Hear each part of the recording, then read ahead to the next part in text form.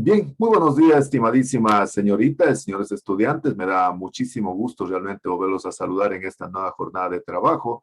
Para mí siempre es un verdadero gusto y un verdadero placer realmente saludarlos en esta nueva actividad académica, aún sabiendo que puedo aportar modestamente a la formación académica de ustedes como futuros ingenieros e ingenieras forestales, pero sobre todo me alienta la idea que pueda aportar modestamente a la formación integral como buenas personas, como buenos seres humanos. Yo soy un convencido de que una buena persona puede ser un extraordinario ingeniero e ingeniera forestal. Así que la más cordial bienvenida. Me voy a permitir entonces registrar la lista, ¿no? Bien, señoritas y señores. Armijos Josué. Armijos Josué. Presente, ingeniero, buenos días. Josué, buenos días. Qué gusto saludarlo. Bienvenido. Carpio Brigitte. Carpio Buenos Brigitte. días, Inge. Presente. Brigitte, buenos días. Qué gusto saludarla. Bienvenido. Cofre Oscar. Cofre Oscar. Cofre Oscar. Eh, Coronel Andrea. Coronel Andrea. Coronel Andrea.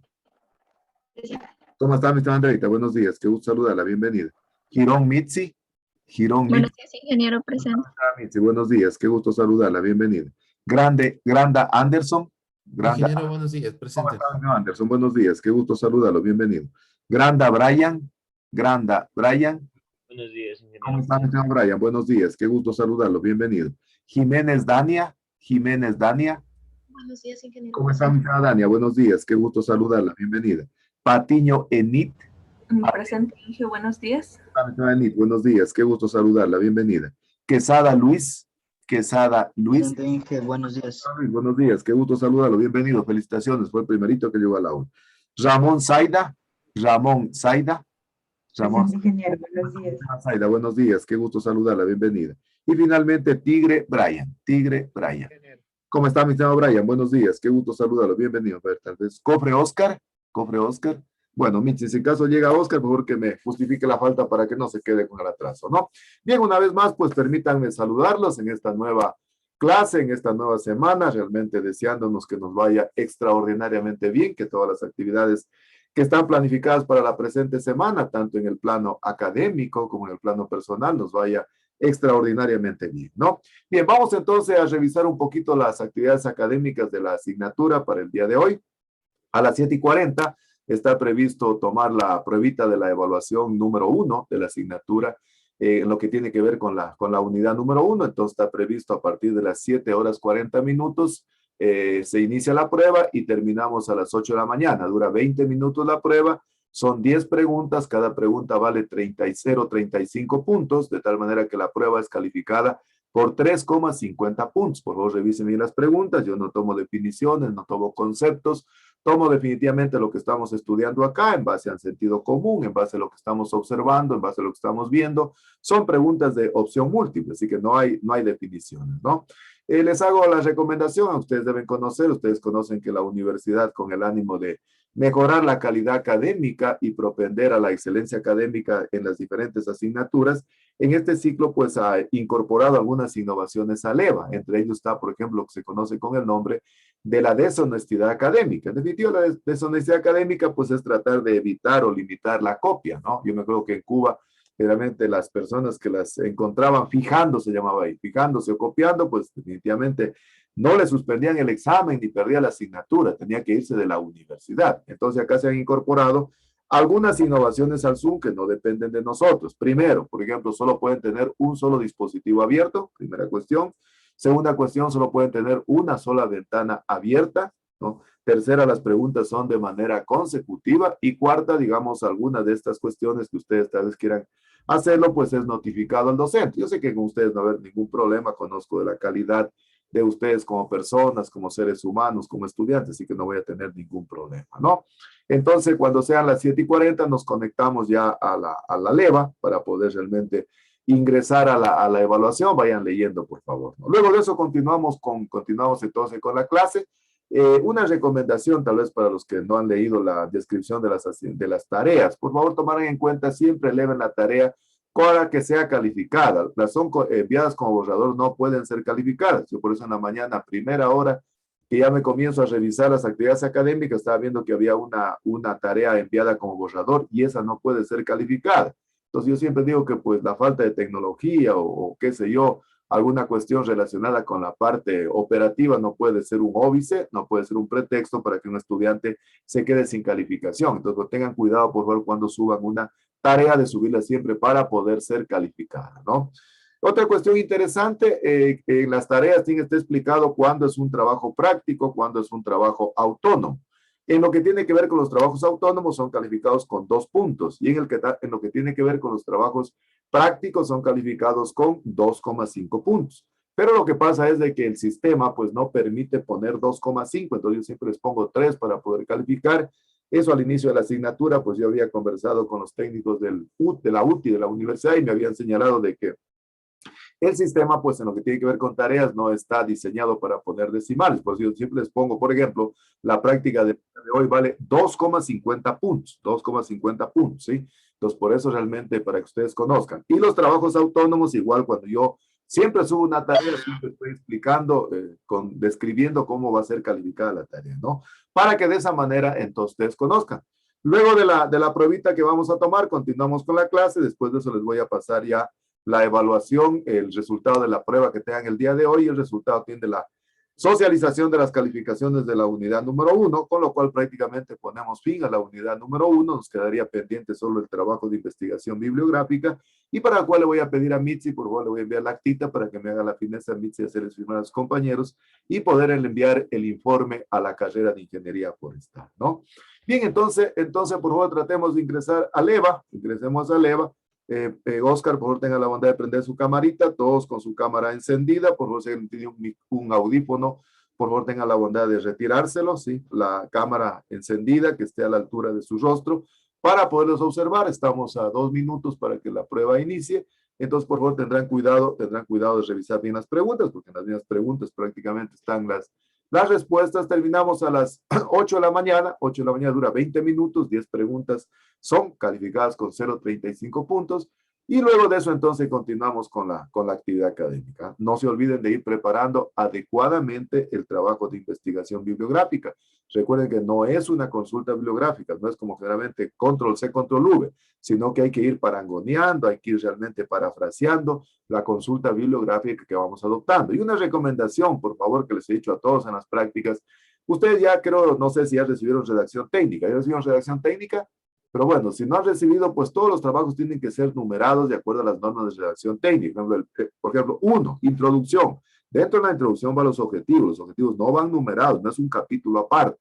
Los capítulos van numerados, después se pone, si dentro de un 1 hay otro subtítulo, 1.1, soporta hasta 4 subtítulos, entonces se puede poner numerales, entre paréntesis, letras entre paréntesis, todo tiene que estar numerado. Entonces, por favor, en el trabajo de investigación bibliográfica, consideren de que todo tiene que estar absolutamente numerado de acuerdo a las normas de redacción técnica y siguiendo realmente las citas bibliográficas para evitar el plagio. No se olviden aquello. Otra, la bibliografía va numerada en orden alfabético al final en el capítulo, ¿no? Bien, entonces creo que la prueba ya debe ser iniciado. Por favor, iniciamos entonces a la prueba que está al final de la unidad 1 para poderla hacer. Por favor, entonces concentrémonos en hacer la prueba. Tenga la bondad, por favor. ¿Ya se les activó? ¿Se les activó la prueba? Sí, ingeniero. Tenga la bondad, por favor. Tenga la bondad.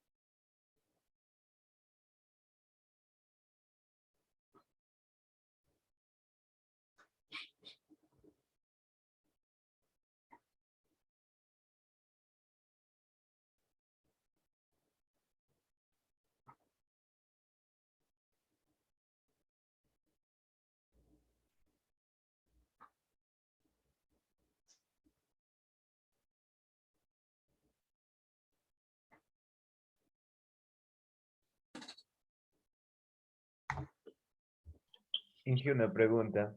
Claro. ¿Hay cómo regresar? No, pues digo, son secuenciales. Pues digo, si ya eso ya es puesto. Eso les expliqué justo antes de que creo que usted entrara. Tomarán en cuenta que no hay como tener dos dispositivos, no hay como tener varias ventanas abiertas y envía una notificación al docente. Eso ya, eso no depende de nosotros, son innovaciones, son nuevas incorporaciones que se han incluido al Zoom. Entonces, tomarán en cuenta que, pues, leerán bien las preguntas, porque en las mismas preguntas las respuestas, no hay nada complicado ahí.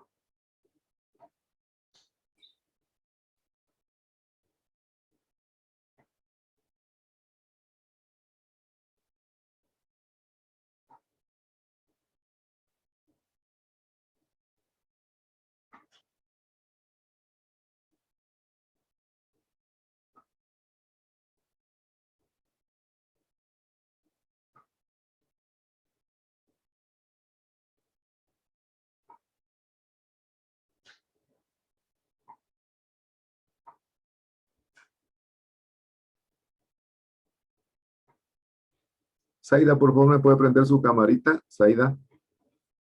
Zaida, por favor. Zaida. Gracias. Eso, todos con la camarita prendida, por favor. Ah, eso, ahí sí.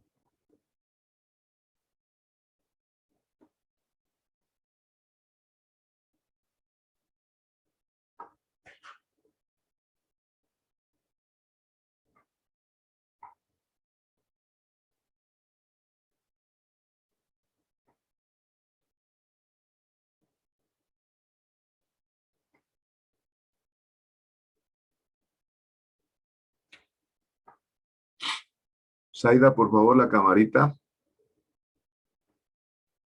Gracias. ¿Qué pasa, Zaida, con su cámara? Se desconecta solita y porque no tiene la compu, entonces le puse una parte y a veces cuando medio la toco ya se desconecta. Ah, ya, perfecto.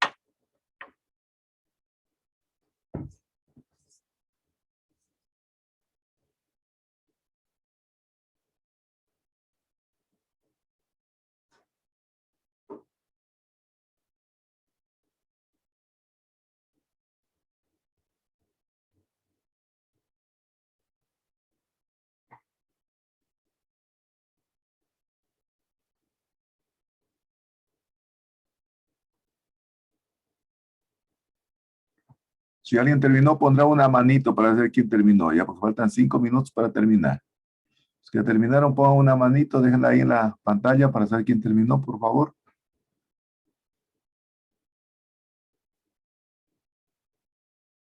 No se descuidarán, faltan 4 minutos, 3 minutos faltan ya para terminar. Tomarán en cuenta.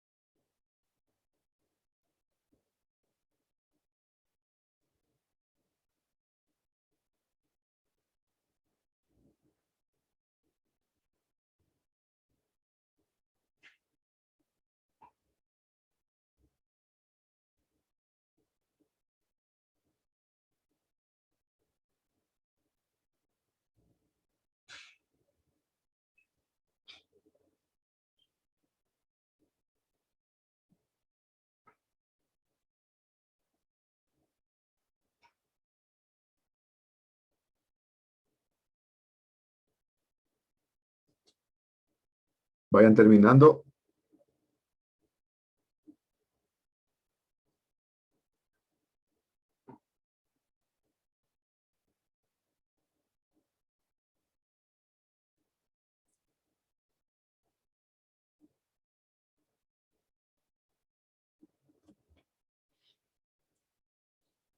Bueno, estamos ya por terminar.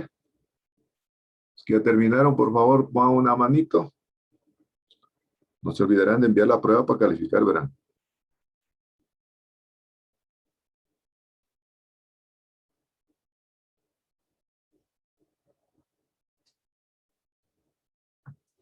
¿Terminó, no?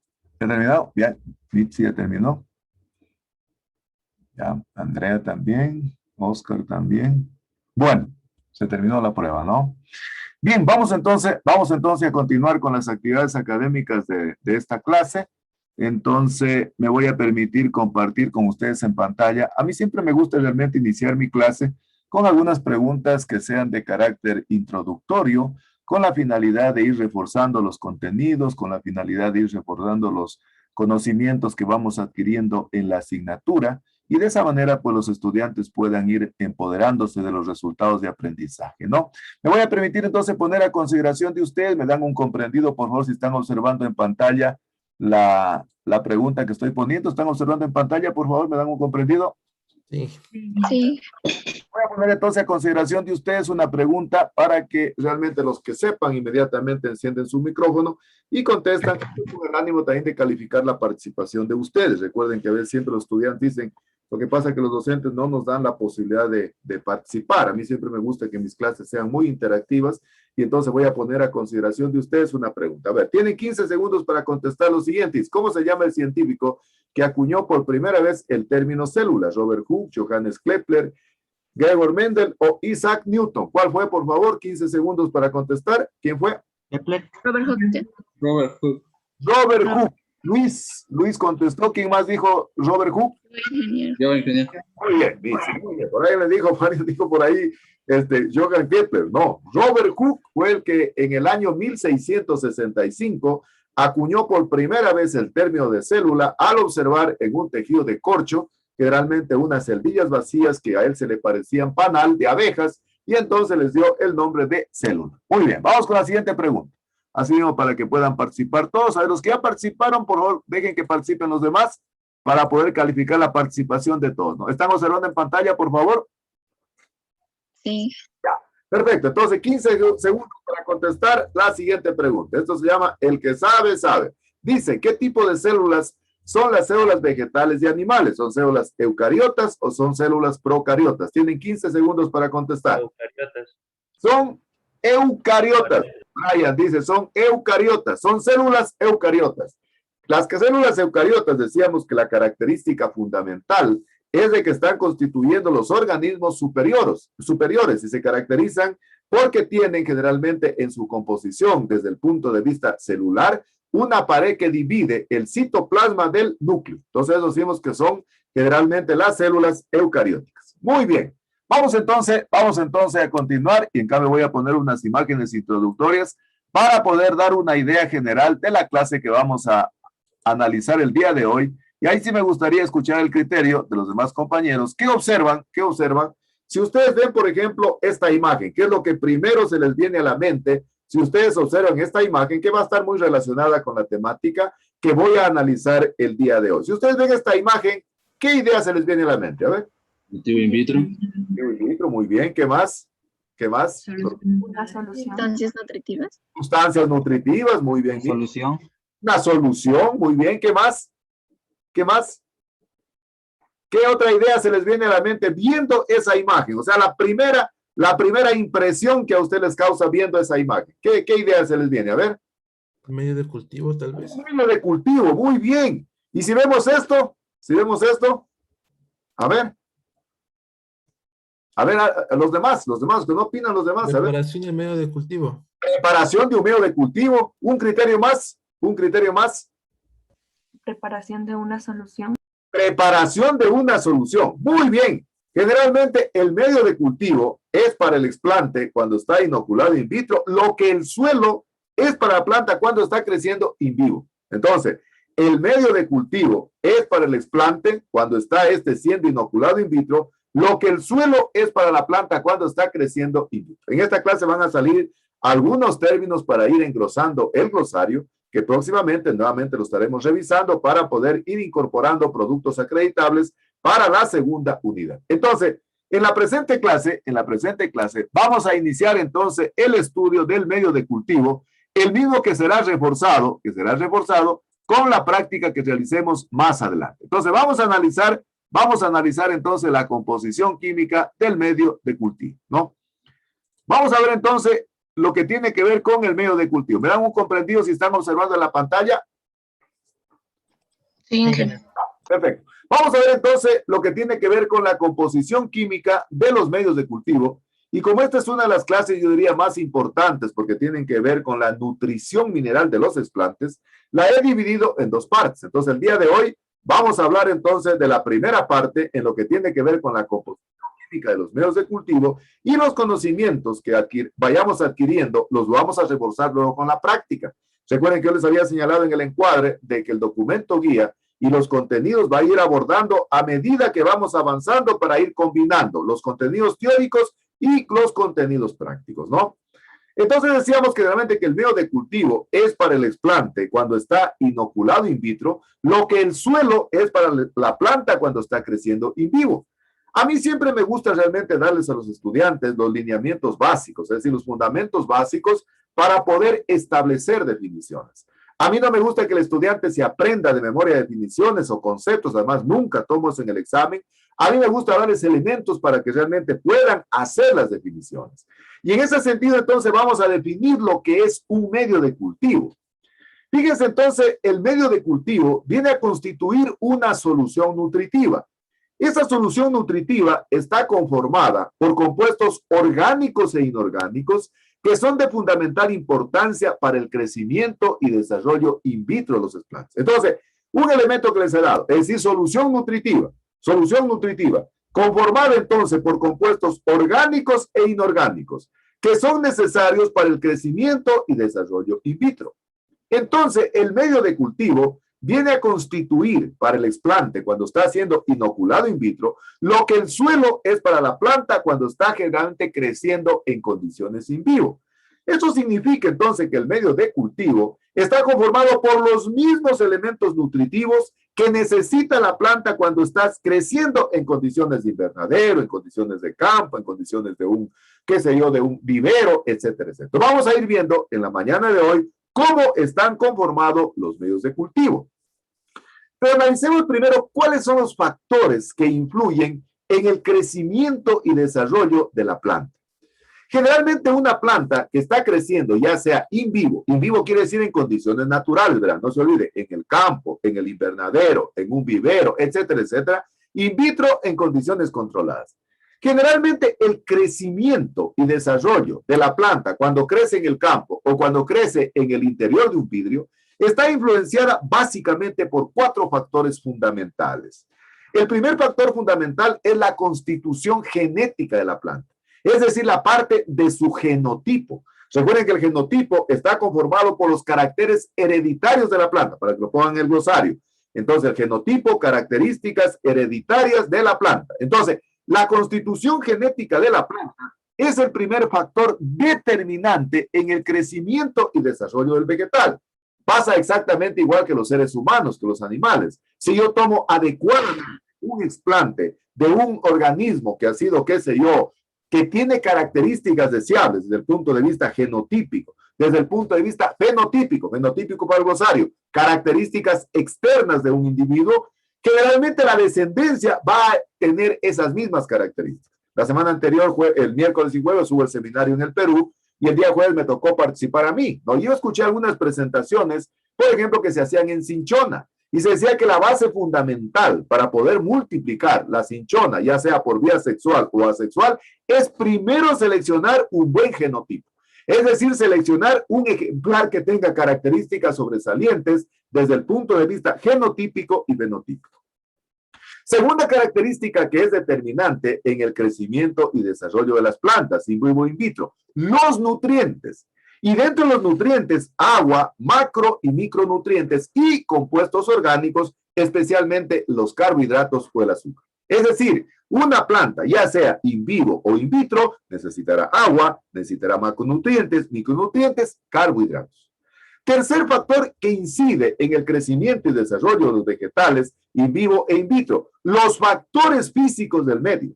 Los factores físicos del medio como la luz, la temperatura, el pH, y las concentraciones de oxígeno y CO2 son determinantes en el crecimiento y desarrollo de una planta, ya sea que esté creciendo en condiciones controladas o en condiciones in vivo o condiciones de campo. Es decir, si yo no tengo una temperatura adecuada, si no tengo una cantidad de luz adecuada, si no tengo un fotoperiodo adecuado, si no tengo un pH adecuado, generalmente la planta va a frenar su crecimiento y desarrollo. Y si los niveles son anormales de concentraciones de oxígeno y CO2, igual la planta va a frenar su crecimiento y desarrollo. En este momento estamos preparando con una estudiante un trabajo de investigación para probar la influencia de la luz en la formación de callos. Es decir, para ver si la luz realmente, en presencia de la luz o en presencia de la oscuridad, el tejido, las células tienen mayor incidencia en la formación de estructuras callogénicas. Y el cuarto elemento que es determinante para poder establecer el crecimiento y desarrollo de las plantas in vivo e in vitro son las sustancias orgánicas. Y dentro de las sustancias orgánicas, básicamente, los reguladores del crecimiento, o también conocidos como hormonas, las vitaminas y los aminoácidos, son determinantes tanto en el crecimiento como desarrollo in vivo o in vitro. Sin embargo, hay una diferencia. Con la diferencia de que en el crecimiento in vitro, a veces este tipo de explantes requieren la adición exógena, externa, adición exógena de nutrientes, como el caso de las vitaminas, de los reguladores del crecimiento o de los aminoácidos. Lo que no sucede con las plantas cuando están creciendo in vivo. Generalmente este tipo de compuestos, vitaminas, aminoácidos, reguladores del crecimiento, los preparan durante su proceso metabólico que ya habíamos conversado la semana anterior.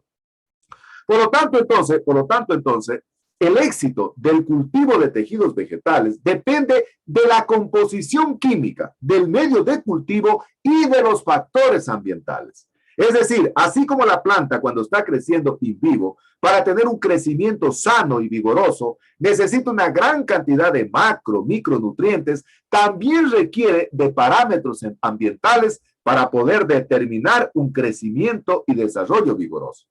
Dentro de los macronutrientes, básicamente el nitrógeno, el potasio, el calcio, el fósforo, el magnesio y el azufre, que son los elementos nutritivos que la planta los requiere en mayores cantidades.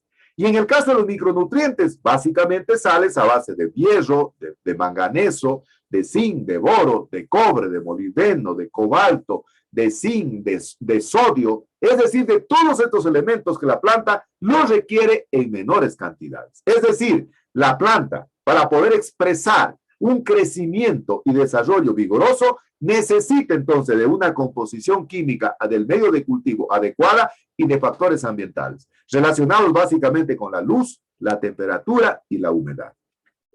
Por lo tanto, entonces, el medio de cultivo no solamente está constituido por los macro y micronutrientes que generalmente la planta cuando está creciendo in vivo las obtiene a través de los pelos absorbentes desde el suelo. En la clase de la semana anterior habíamos señalado respecto al anillamiento y decíamos que si el anillamiento es muy profundo y llega al xilema, prácticamente el agua no va a llegar a las partes superiores.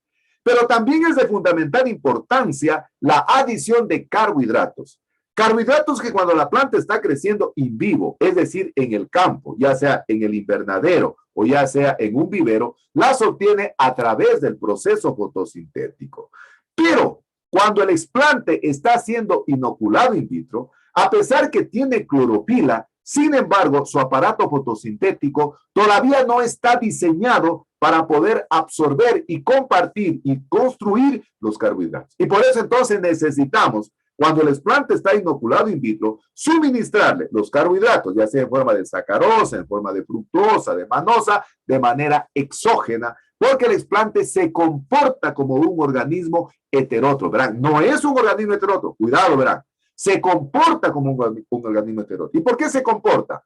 Porque justamente el aparato fotosintético no está regulado para poder cumplir con el proceso fundamental como es de la fotosíntesis. Es decir, más o menos es como cuando uno en la casa generalmente ahora no trabaja, está, qué sé yo, estudiando, y se comporta usted como una persona de alguna manera que depende de los demás. No es que usted realmente sea vago, sino que el asunto es de que por el momento usted se comporta de esa manera. Entonces, los explantes, cuando están inoculados in vitro, se comportan como organismos heterótrofos y, por lo tanto, es necesario adicionar de manera exógena la sacarosa. Y, lógicamente, otros compuestos orgánicos, como el caso de las vitaminas, reguladores del crecimiento, aminoácidos, que normalmente la planta los obtiene a través del suelo o a través de los diferentes procesos metabólicos que se desarrollan en la planta.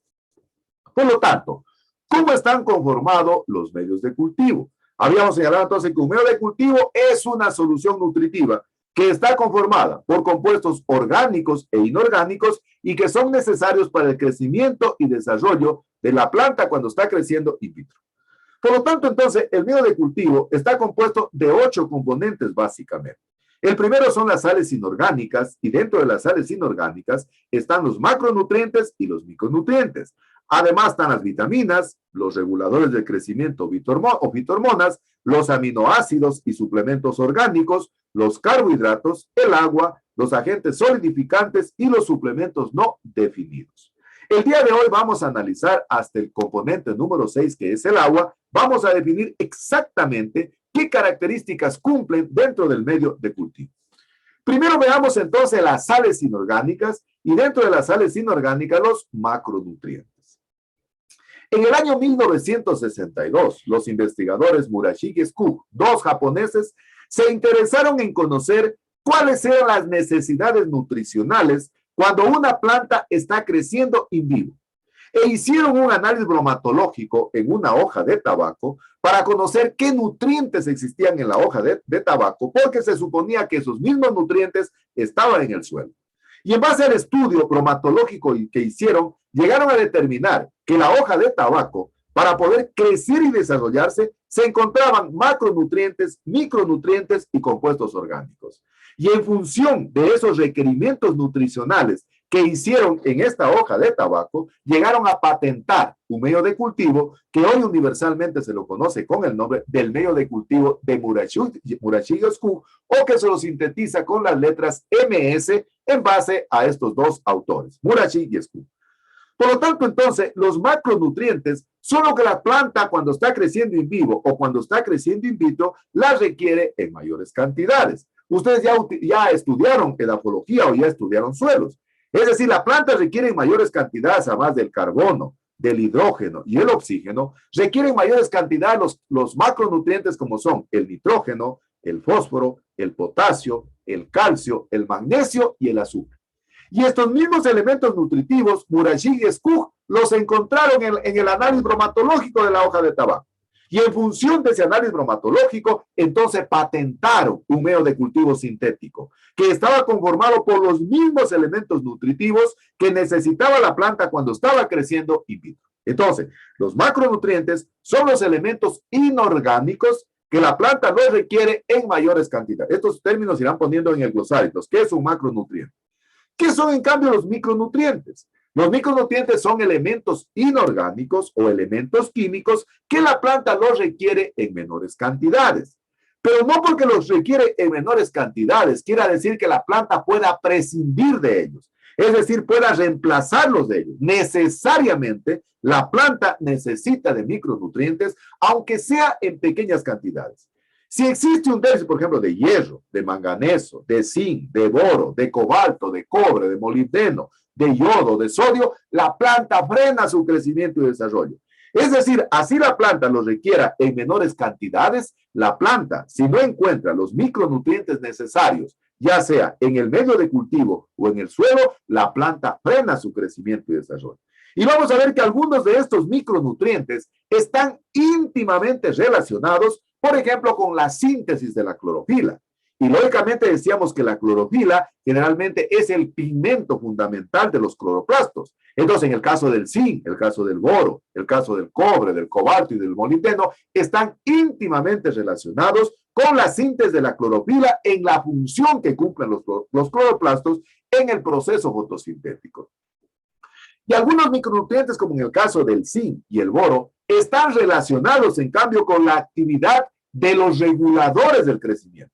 Es decir, entonces, miren, los micronutrientes, a pesar que la planta los requiere en pequeñas cantidades, son imprescindibles. Son de uso sine qua non. Es decir, no podemos prescindir de estos elementos nutritivos que son de fundamental importancia. Ya hemos analizado el primer elemento, que son las sales inorgánicas. Vamos a analizar el segundo componente de los medios de cultivo, que son las vitaminas. ¿Qué son las vitaminas? Las vitaminas son, por definición, compuestos orgánicos. Compuestos orgánicos que son requeridos tanto por los animales, por las plantas, por los seres vivos, por los humanos, por las personas, hombres y mujeres. ¿Qué cumplen las vitaminas? Intervienen en las diferentes reacciones catalíticas del metabolismo celular y generalmente son requeridas en pequeñas cantidades. ¿Quién me dice que estudiaba el catabolismo? A ver, ¿qué era el catabolismo? A ver, ¿quién me dice qué era el catabolismo que habíamos revisado en la clase anterior? A ver. Convertían los componentes, los componentes.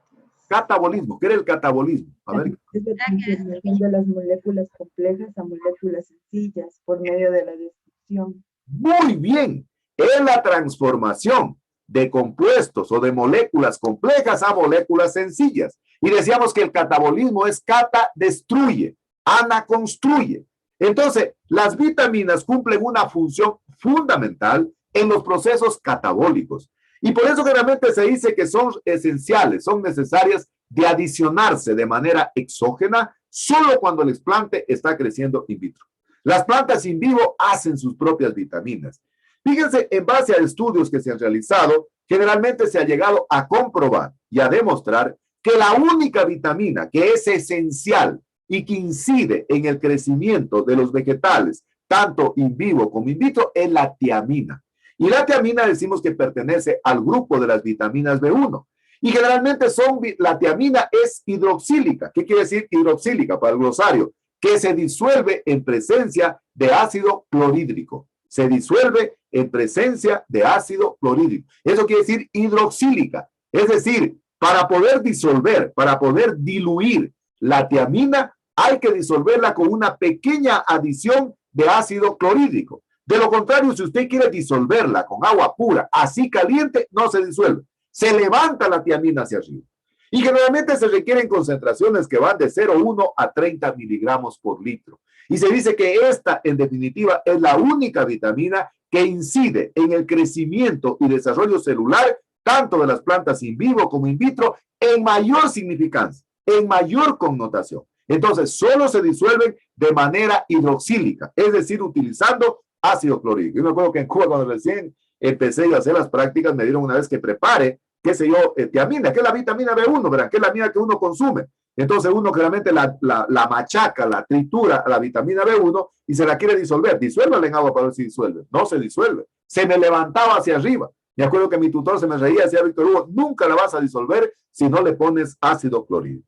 Sin embargo, es importante conocer que existen otras vitaminas también que se pueden adicionar al medio de cultivo, como el caso de la piridoxina, que es la vitamina B6, el ácido nicotínico, que es la niacina, el ácido mioinositol o mesoinositol, que básicamente es un azúcar alcohol, el pantotenato de calcio o ácido pantoténico, el ácido fólico, que es la vitamina, en este caso B9, la riboflavina, que es la vitamina B2, el tocoferol, que es la vitamina E, y que hoy utilizan muchísimo, generalmente las personas, básicamente, dicen para poder embellecer el rostro, ¿verdad?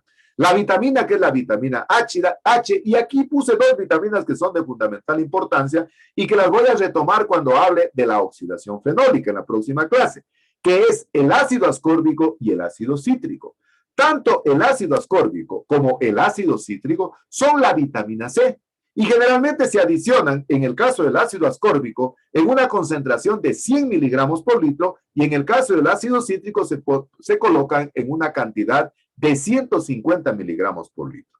Cuando se adicionan los dos de manera conjunta, de manera combinada, el ácido ascórbico más el ácido cítrico, generalmente se logra evitar la oxidación fenólica de los plantas. Por eso no sé si ustedes han escuchado, dicen los seres humanos, especialmente en el caso mío, ya uno viejo, dice tome bastante vitamina C porque es generalmente un antioxidante, son antioxidantes. Entonces, en lo que tiene que ver con las vitaminas, repito, son entonces compuestos orgánicos que inciden en las reacciones catalíticas del metabolismo celular. Tercer elemento, tercer compuesto fundamental que se adiciona a los medios de cultivo son los reguladores del crecimiento. Primero veamos lo que es los reguladores del crecimiento. A mí siempre me gusta que los estudiantes tengan la fundamentación teórica, ¿verdad? ¿Qué es de fundamental importancia? Créanmelo, yo siempre les digo a mis estudiantes, a mí no me interesa que los estudiantes formarlos para los exámenes, para las pruebas. A mí me interesa formar a mis estudiantes para la vida profesional. Y siempre se van a topar con este término de hormonas. En este momento tengo 2 estudiantes que están trabajando ya en la estructuración de su proyecto de tesis y están utilizando hormonas. Van a utilizar hormonagro, van a utilizar hormonal para poder hacer enraizamiento de estacas. ¿Qué son las hormonas? Primero, las hormonas son compuestos orgánicos que son sintetizados por las plantas superiores y que inciden, que inducen o inhiben el crecimiento y desarrollo celular de la planta. Lo repito, pongamos otros términos en el glosario. Las hormonas son compuestos orgánicos que son sintetizados por las plantas superiores y que inciden entonces en el crecimiento y desarrollo celular de la planta. Para el glosario, verán. Una característica fundamental que tienen las hormonas es de que generalmente actúan en un lugar diferente a donde son producidas y generalmente se emplean en pequeñas concentraciones. Pero esas pequeñas concentraciones realmente tienen que ser totalmente reguladas, totalmente controladas. Porque generalmente si usted se le pasa la mano en mayor o menor medida, puede producir 2 aspectos fundamentales. O inducir un proceso, ya saben que inducir quiere decir acelerar, o inhibir un proceso o retrasar un proceso. Miren que a los seres humanos sí nos dan hormonas, ¿no? Qué sé yo, a las personas dan hormonas, qué sé yo. Yo me acuerdo que en alguna oportunidad aquí en Loja hubo un caso muy curioso, muy sonado, de un niño que no crecía, ¿verdad? Que no crecía, creo que tenía 6, 7 años, no crecía, y lo llevaron donde un endocrinólogo para que le dé hormonas. Y el doctor le dio unas hormonas que en cambio se le pasó la mano, o sea, estuvieron sobreconcentrados.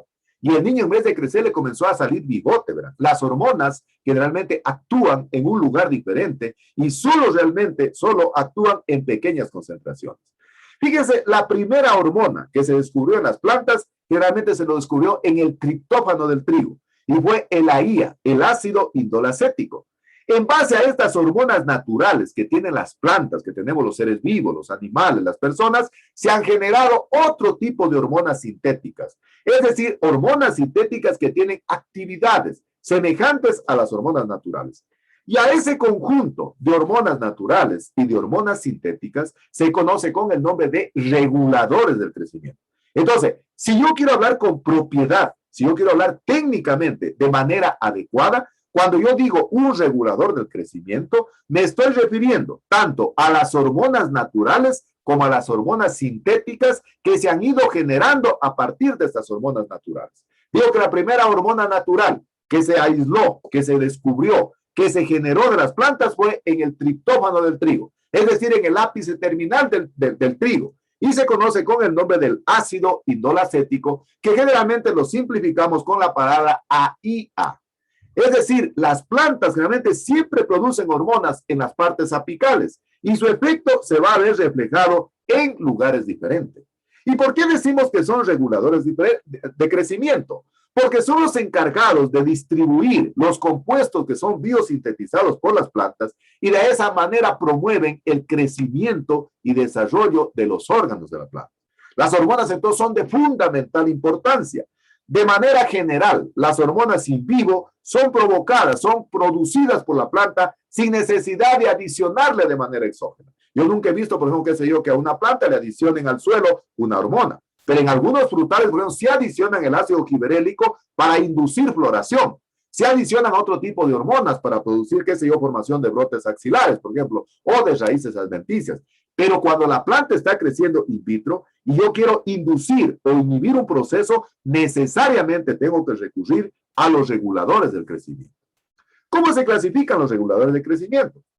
Aquí voy a dar la clasificación general de los reguladores de crecimiento.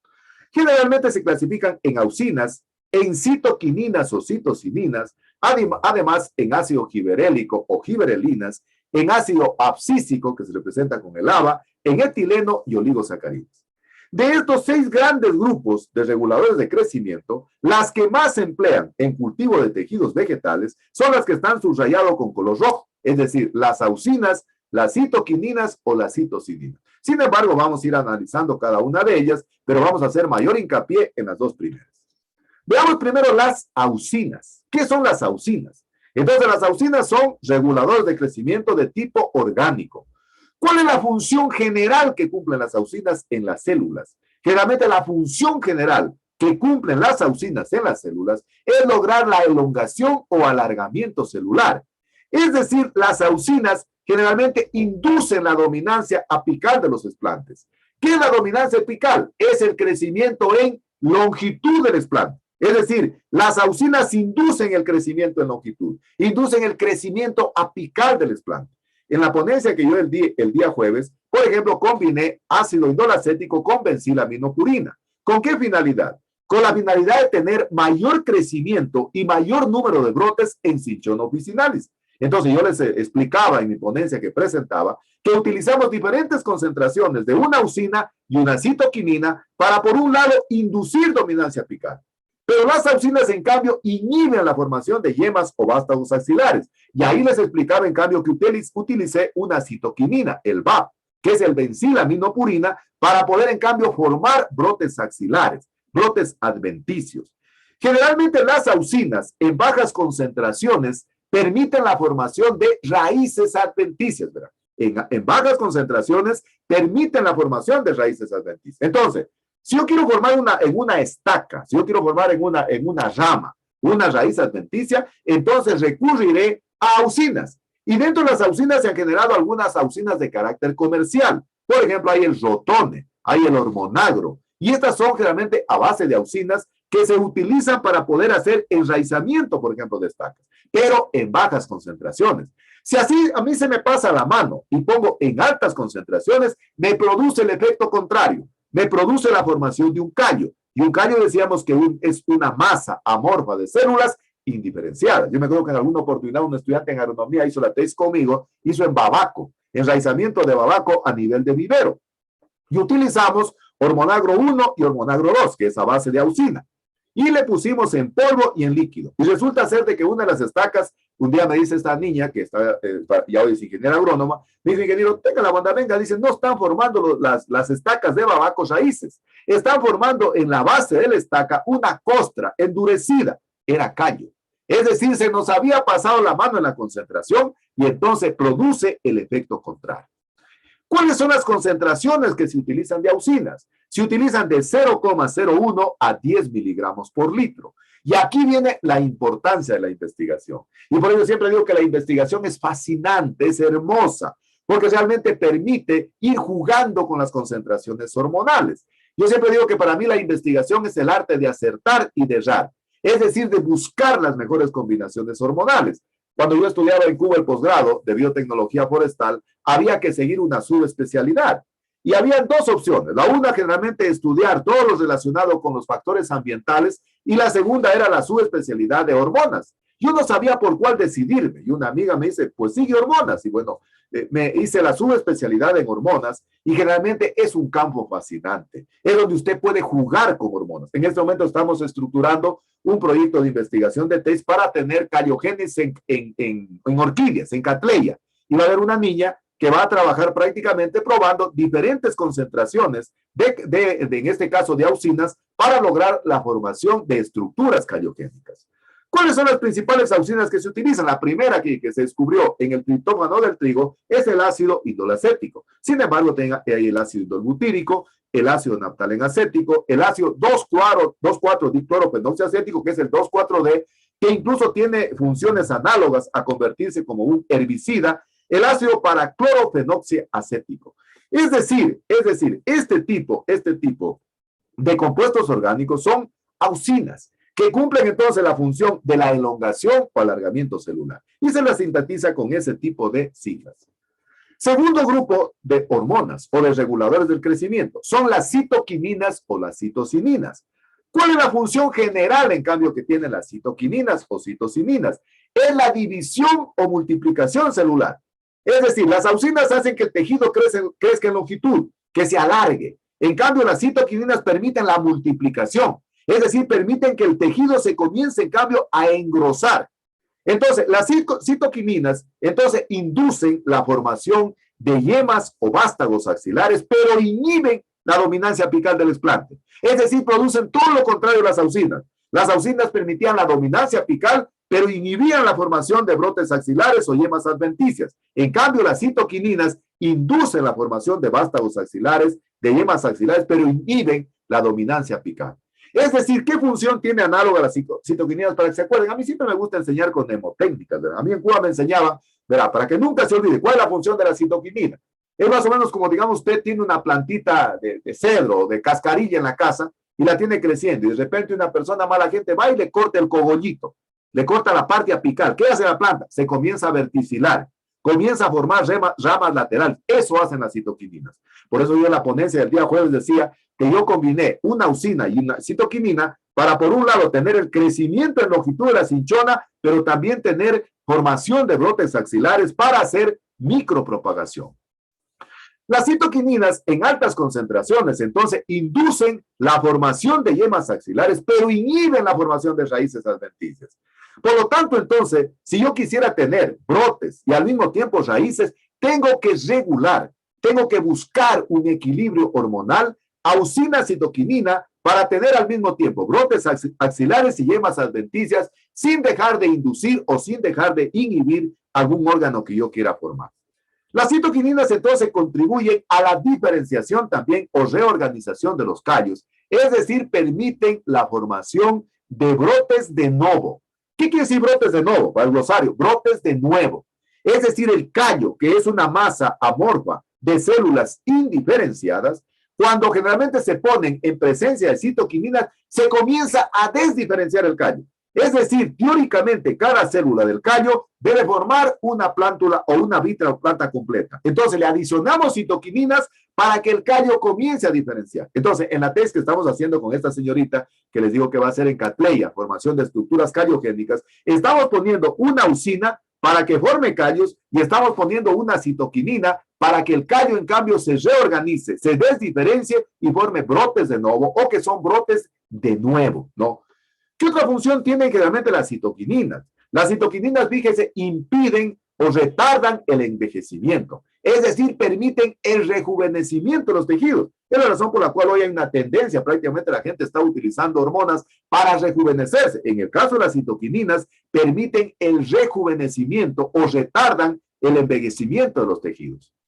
¿Cuáles son las concentraciones que se pueden utilizar de citoquininas? Se pueden utilizar en una banda que va de 0,03 a 30 miligramos por litro. Entonces, aquí es cuando el investigador tiene que jugar con esas concentraciones. Por ejemplo, en el caso de esta señorita que digo que va a ser en Cattleya, estamos utilizando una usina en altas concentraciones para formar estructuras callogénicas en protocormos de orquídeas y también estamos jugando con una concentración de una citoquinina para que ese protocormo que llegue a formar un callo comience a desdiferenciar brotes de nuevo, es decir, brotes de nuevo.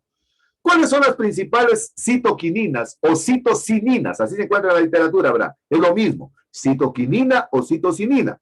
Generalmente puede ser la quinetina o cinetina, que se representa con la letra K, el benciladenina, que se representa con la letra BA, el bencilaminopurina, que es el BAP, y esta es una de las hormonas que yo expliqué el día jueves, en la ponencia que presentaba, la zeatina, que se representa con la letra Z y que se la obtiene generalmente del procesamiento del maíz, fíjense, del procesamiento del maíz, y el 2-isopentiladenina, que es el 2-IP.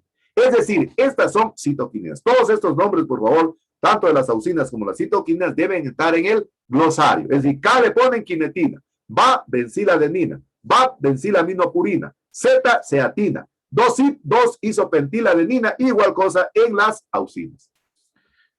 Después les vamos a retomar nuevamente a las auxinas y las citoquininas, pero quiero completar la clasificación de las hormonas y el tercer grupo de hormonas es el ácido giberélico o las giberelinas.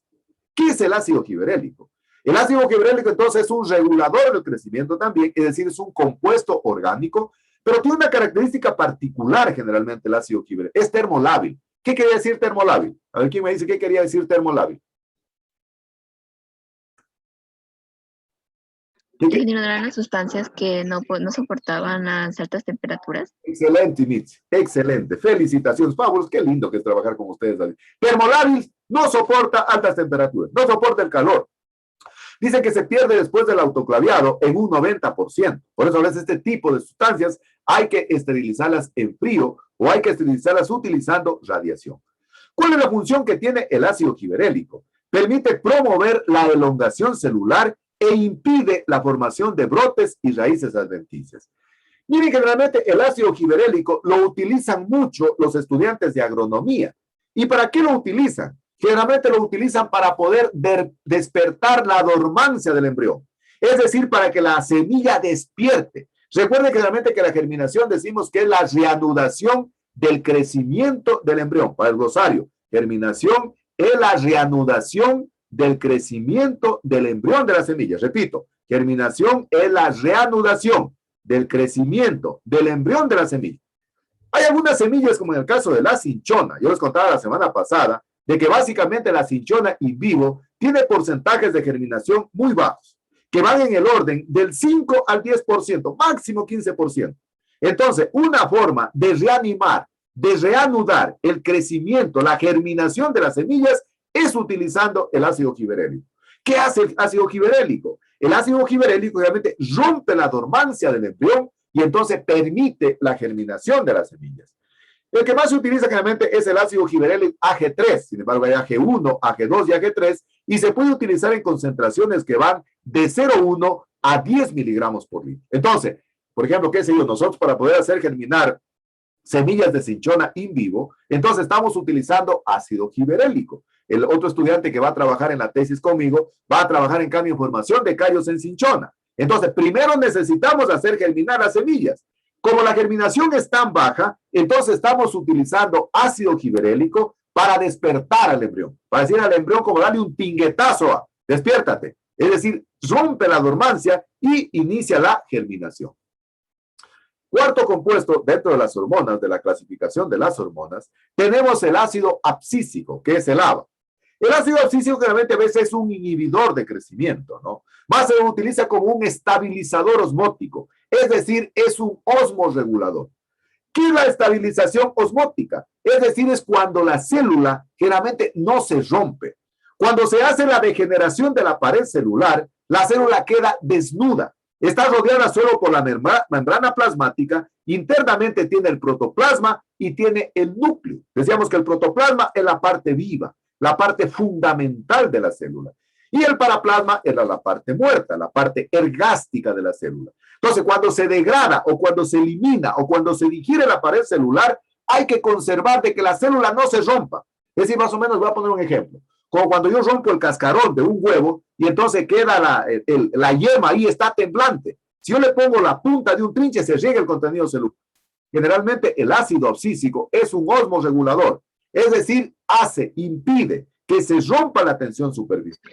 Sin embargo, no se utiliza mucho en cultivo de tejidos vegetales porque a veces tiene un efecto negativo cuando los explantes están inoculados in vitro.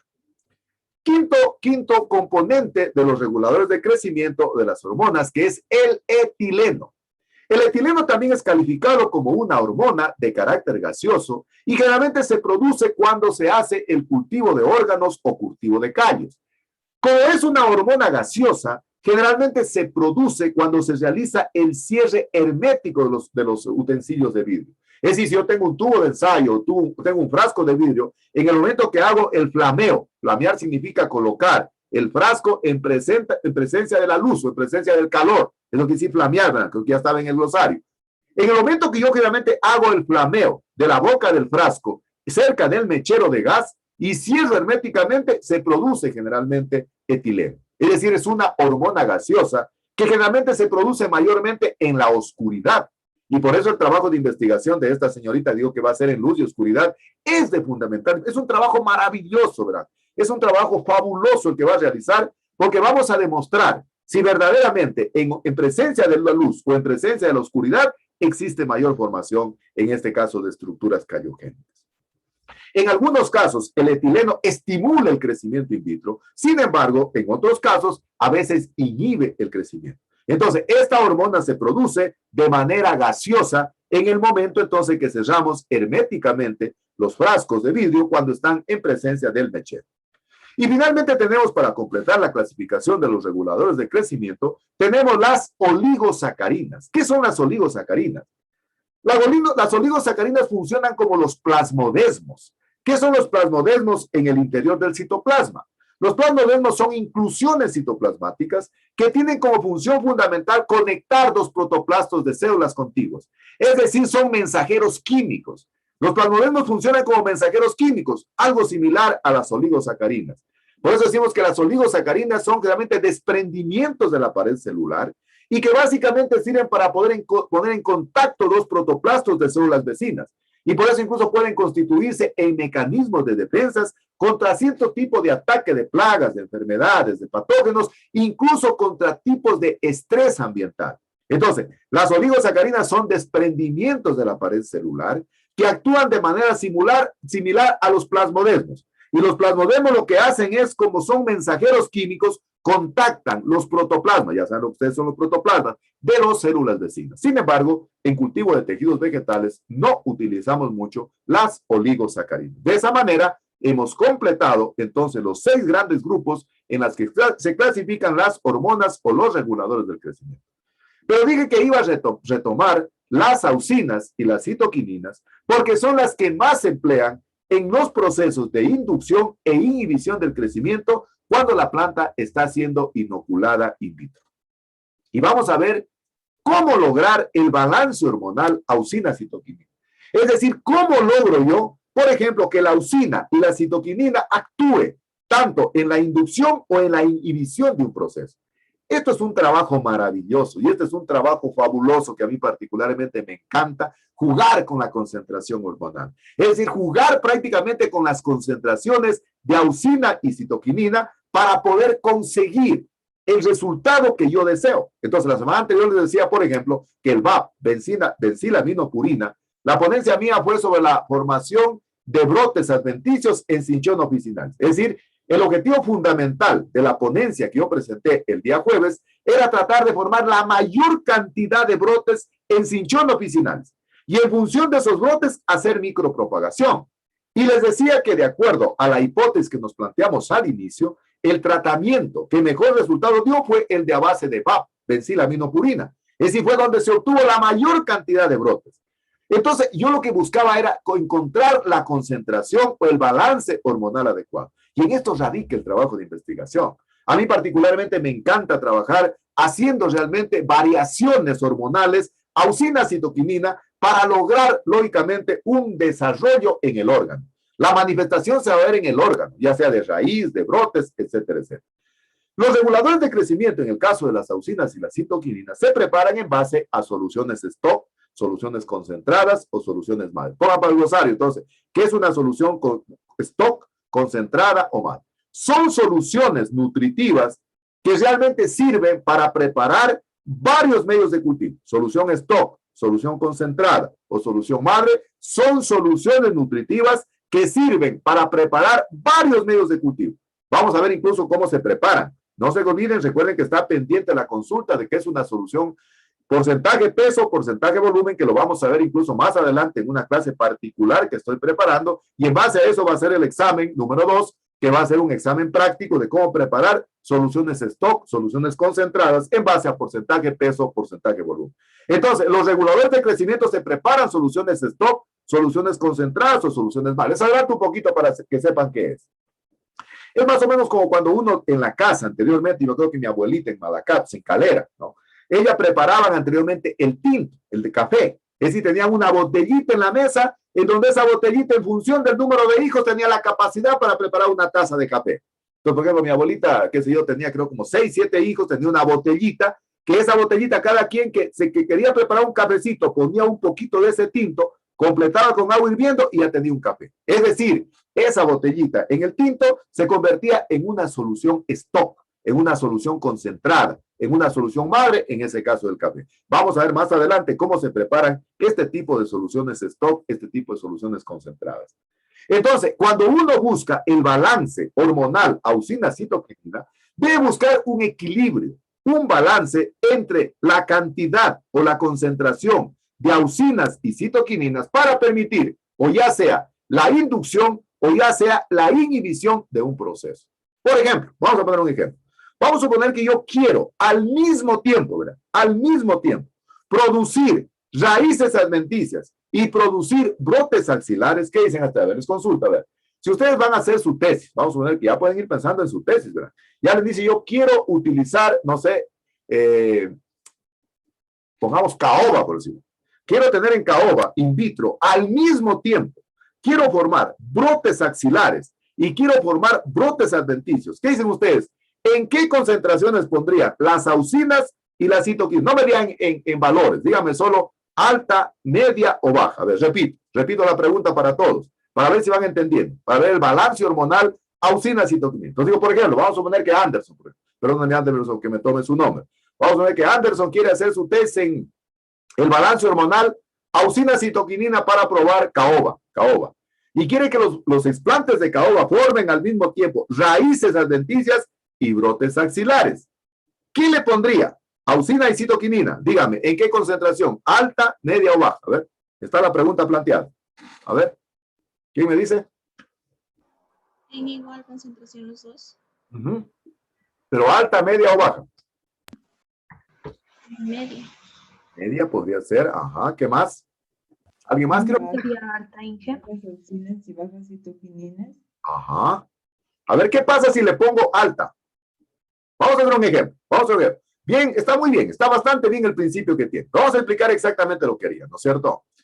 Si yo pongo bajas concentraciones de auxinas, recuerden que la función que tienen las auxinas en bajas concentraciones permiten formar raíces adventicias y en altas concentraciones permiten formar callo. Y el callo decíamos que es una masa amorfa de células sin diferenciar. No podría poner entonces altas concentraciones de auxinas, porque me va a formar el efecto contrario. Es decir, va a formar callo y yo quiero formar raíz. Entonces pondría auxinas en bajas concentraciones y pondría bajas a medias concentraciones de citoquininas. Porque si en cambio pongo altas concentraciones de citoquininas, me inhibe la formación de raíces adventicias y solo me va a formar brotes axilares. Entonces, yo tendría que tener una combinación hormonal auxina-citoquinina en bajas concentraciones. Y eso es lo importante de la investigación. Es que usted comienza a jugar. Pero aquí viene una cuestión ética en la investigación que yo siempre les explico a mis estudiantes, a los que estoy dándoles clase a noveno ciclo, doy proyectos de investigación y están trabajando ya en lo que es el título, la justificación y la problemática. Y aquí viene la parte ética del investigador. Generalmente, lamentablemente, en nuestro medio, los profesores a veces nos cuadran y dicen, no, es que tiene que ganar el tratamiento que tiene hormona. El tratamiento testigo no tiene nada y lo hacen perder. Eso se llama prevaricar. O en el glosario, prevaricar, adelantarse a los resultados. Prevaricar o prevaricato, adelantarse a los resultados. Es un término legal, ¿verdad? Dicen, hubo prevaricato desde el punto de vista de la sentencia. Es decir, se adelanta la sentencia, adelantarse. Entonces digo, ¿qué hacen los investigadores? Se adelantan a los resultados. Dicen, a ver, voy a probar, Anders, sigo con Anders. Anders, voy a probar 0 de VAP, 1 de VAP, 2 de VAP y 3 de VAP. Y entonces presentan los resultados. Y resulta ser que el director de la tesis y el investigador ya se apasionan y sesgan la información. Y dicen, sabe que tiene que ganar el que tiene 2 miligramos por litro de VAP. El que tiene 0 testigos no va a tener nada de raíz.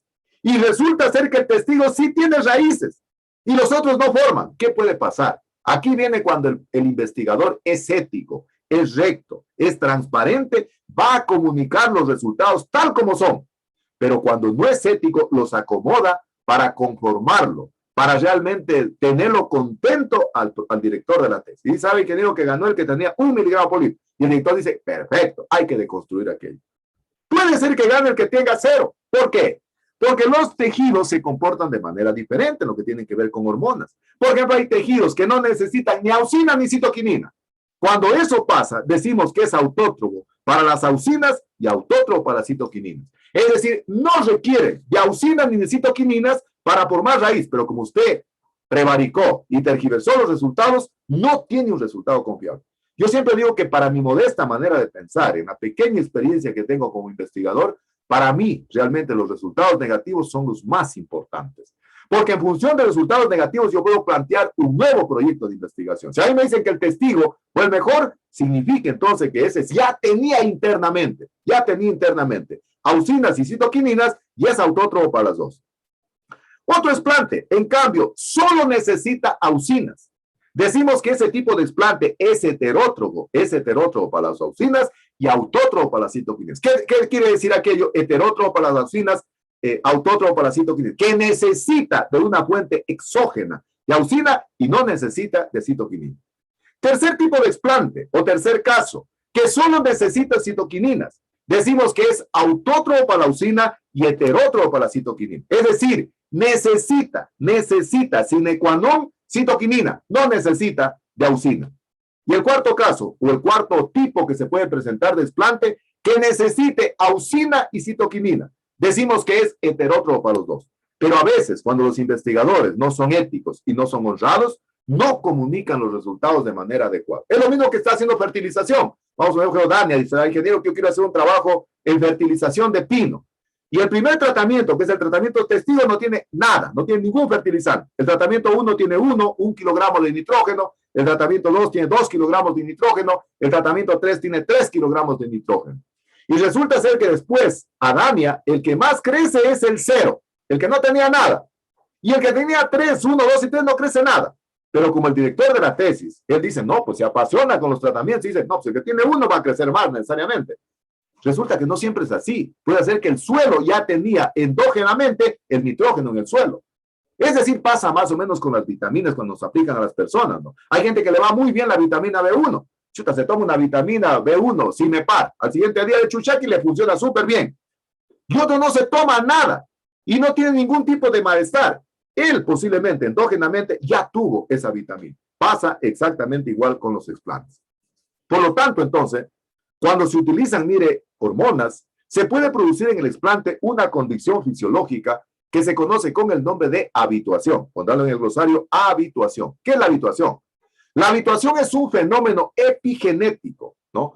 Por el cual los explantes inicialmente pueden necesitar de reguladores del crecimiento hasta un cierto tipo de cultivo. Porque después de eso, después de varios subcultivos, pueden prescindir o necesitar en menor cantidad la aportación exógena, ¿verdad? Que exógena era externa, de reguladores de crecimiento. Voy a explicar un poquito más técnicamente lo que es la cuestión de la habituación. Primero, epigenético, pongan en el glosario, epigenético que no es heredable. Es una característica no heredable. Epigenético no heredable. Entonces dice que la habituación es un fenómeno epigenético, es decir, que no es heredable. La habituación no es heredable. ¿Cómo explico? Vamos a ver que yo tengo el cultivo 1. Por ejemplo, ese día en la ponencia que hubieron en el Perú, un señor expuso de que él ha trabajado con estacas de cinchona y ha puesto 1, 2 y 3 miligramos por litro de VAP. Y el 3 tenía los mejores resultados en la formación de brotes axilares, ¿no? Entonces, ¿qué es lo que pasa? Parto en el subcultivo 1 y le pongo auxinas o citoquininas. Parto en el subcultivo 2 y tiene auxina y citoquininas. Y en el 3 yo puedo prescindir de ellos o puedo bajar la concentración. Y el explante sigue creciendo igual. No hay ningún cambio hasta que llega un punto. Es decir, solo hasta que le duran las reservas internas al explante. Es decir, más o menos como decir, como está adicto a la hormona. Es decir, la habituación, el tejido habituado, generalmente tiene reservas internas que fue adquiriendo en cada subcultivo y que le duran. Pero luego de eso, nuevamente necesita la adición exógena, ¿no? De, en este caso, la hormona, ya sea auxina o citoquinina. Es decir, perdónenme, entonces más o menos como una persona, no sé, está enviciada, está habituada, no sé, a tomar alcohol, por decirlo, ¿no? Y está ya realmente, él es adicto a aquello. Puede llegar un momento en el cual él puede dejar de prescindir aquello, pero su organismo sigue contaminado. Más o menos así funciona la habituación, ¿no? Es decir, la habituación generalmente es de carácter epigenético. Es decir, el cambio no es permanente. El explante que normalmente ha venido creciendo con hormonas, 3, 4 subcultivos, en el 5º subcultivo le quitamos la hormona y el explante sigue creciendo igual. En el 6º sigue creciendo igual, pero en el 7º ya comienza a sentir la falta de la hormona. ¿Por qué? Porque la habituación es epigenética, es decir, es no heredable. Pero en algunos casos la habituación no puede ser epigenética. Es decir, el cambio sí puede ser heredable. Es decir, en este caso constituye ya un cambio permanente. Y ahí decimos entonces que la habituación generalmente puede ser, en cambio, ahí sí puede ser de carácter no epigenético, es decir, que no es heredable y que generalmente existe un cambio permanente. Cuando se aplican reguladores de crecimiento, ya sea auxinas o citoquininas, se puede producir en el explante de una condición fisiológica que se conoce con el nombre de rejuvenecimiento. Rejuvenecimiento. Es decir, la habituación tiene un comportamiento análogo al rejuvenecimiento. Y por eso que hay ahorita esa tendencia que la gente quiere utilizar hormonas porque dicen que las personas se rejuvenecen. Y miren tanta propaganda que existe por los medios de comunicación, por la televisión, por YouTube, por los celulares, etcétera, etcétera, de que hay la capacidad de poder producir rejuvenecimiento. ¿Cómo se entiende el rejuvenecimiento? Las hormonas, en efecto, en el explante producen rejuvenecimiento. Si yo parto de un explante maduro, para no decir viejo, si yo parto de un explante maduro y lo tengo subcultivado, recuerden que subcultivo es la transferencia de un explante a un medio de cultivo líquido o a un repique, es decir, lo pongo en un medio de cultivo. Entonces, repito, ¿verdad? Para que puedan entender lo que es el rejuvenecimiento. Parto de un explante maduro y lo voy poniendo en medio subcultivo, pero con presencia de hormonas. Llega un momento en el cual ese tejido maduro, que inicialmente fue viejo, llega un momento en el cual se vuelve joven. Es decir, se vuelve más rejuvenecido. A partir de ese explante rejuvenecido, yo le elimino los reguladores de crecimiento. Es decir, prescindo el regulador de crecimiento y el explante sigue creciendo joven todavía, hasta que llega un momento en el cual se vuelve nuevamente a envejecer y necesita del regulador del crecimiento. Por eso decimos que en conclusión hay una similitud, una analogía, un parangón muy cercano entre lo que es la habituación y el rejuvenecimiento. Es decir, el tejido habituado o el tejido rejuvenecido puede continuar creciendo sin la presencia de la leucina y la citoquinina hasta un determinado tiempo, porque luego va a requerir nuevamente el regulador de crecimiento, porque es un proceso epigenético, es decir, es un proceso que no se hereda. Cuarto componente, los aminoácidos. ¿Qué son los aminoácidos? Los aminoácidos son compuestos orgánicos, ¿verdad? Son compuestos orgánicos, al igual que los reguladores del crecimiento. ¿Cuál es la función que tienen los aminoácidos cuando los explantes están inoculados in vitro? Se constituyen en la fuente o en la entrada del nitrógeno orgánico al interior del sistema vascular de la planta. Es decir, los aminoácidos es como que le abren la puerta en el tejido para que el nitrógeno orgánico ingrese al interior del sistema vascular, es decir, ingrese de manera más rápida, ¿no? Es la razón por la cual decimos que los aminoácidos solo son requeridos de manera exógena, es decir, solo son adicionados de manera artificial por el investigador cuando el explante está inoculado in vitro. Las plantas in vivo hacen sus propios aminoácidos, y es la razón por la cual hay una tendencia de consumir vitaminas, aminoácidos, porque los aminoácidos permiten la asimilación mucho más rápida, en este caso del nitrógeno orgánico. Los principales aminoácidos que se ha comprobado que son esenciales y que influyen en el crecimiento y desarrollo cuando el explante está inoculado in vitro es la glutamina, la adenina y el asparagina. Y se dice que estos aminoácidos son transportadores de nitrógeno orgánico en el interior de las células, en el interior del sistema vascular de la planta. Pero además existen otros, por ejemplo el caso de la L-arginina, que permite la estimulación o la formación de raíces. Tenemos la L-serina, que son microesporas que permiten realmente el crecimiento del tejido.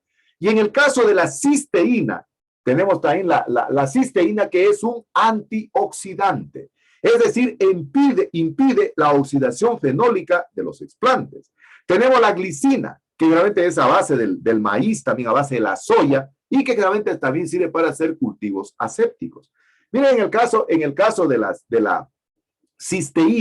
cisteína, es un producto orgánico, es un aminoácido que se lo utiliza también como antioxidante. Vamos a ver en la siguiente clase, en la segunda parte de medios de cultivo, voy a explicar lo que es la oxidación fenólica. Y van a ver ustedes que la oxidación fenólica se evita utilizando, en este caso, cisteína. Entonces, miren, hay una gran cantidad de compuestos, en este caso, aminoácidos. Quinto componente, los carbohidratos. Las plantas normalmente, cuando están creciendo in vivo, ¿de dónde obtienen los carbohidratos? La obtienen a partir de uno de los procesos fisiológicos maravillosos que existen en la naturaleza, que es la fotosíntesis.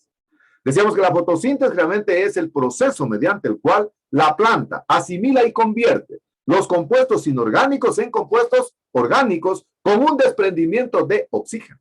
Y decíamos que la fotosíntesis la comparábamos como un gran molino, en donde prácticamente existen elementos de entrada o los inputs y elementos de salida, los outputs. Y que la planta no de manera deliberada forma oxígeno y carbohidratos, es el desecho lo que nos da. ¿Cuáles eran los elementos de entrada en ese gran molino, los inputs de la fotosíntesis? A ver, enumeremos cuáles eran. A ver, ¿los escucho? Agua, luz solar, componentes orgánicos, Clorofila, y nutrientes, sales. inorgánicos. ¿No es cierto? Repetimos, luz, ¿no es cierto? El agua, el CO2, la clorofila y los elementos inorgánicos. Eso decíamos que son los elementos de entrada en ese gran molino que es la fotosíntesis. Y como producto del metabolismo, anabolismo y catabolismo, decíamos que la fotosíntesis es un proceso anabólico, es decir, es un proceso de construcción de moléculas simples a moléculas complejas. Es decir, el oxígeno, el CO2, de que es una molécula simple, se convierte en una molécula compleja, que es la glucosa, ¿no es cierto? Y decíamos que de manera deliberada, lo que sale, ¿qué era? ¿Qué eran los outputs o la salida? ¿Qué era? el oxígeno. El oxígeno y El pegan. claro, el pegar era el primer alimento, ¿no es cierto?, de las plantas, que era el fósforo, el gliceraldehído. Pero ¿cuáles eran los dos elementos que salían luego de ese proceso de molienda de la fotosíntesis? ¿Cuál era? Eran las 6 moléculas de Seis oxígeno, moléculas de- 6 moléculas de glucosa. El oxígeno y 6 moléculas de carbohidratos, C6H12O6, ¿no es cierto? Pero decíamos que eso no lo hace la planta de manera deliberada, o sea, no lo hace de manera intencionada. Eso es de manera indireccionada, es decir, de manera no intencionada. Eso normalmente hace la planta en presencia de la fotosíntesis. Pero cuando los explantes están inoculados in vitro, generalmente el explante se comporta como un organismo heterótropo. Y entonces, como se comporta de un organismo heterótropo, los elementos nutritivos que se forman en la fotosíntesis y que constituyen la fuente de energía y carbono, generalmente el explante tiene que obtenerlo de manera exógena, de manera externa.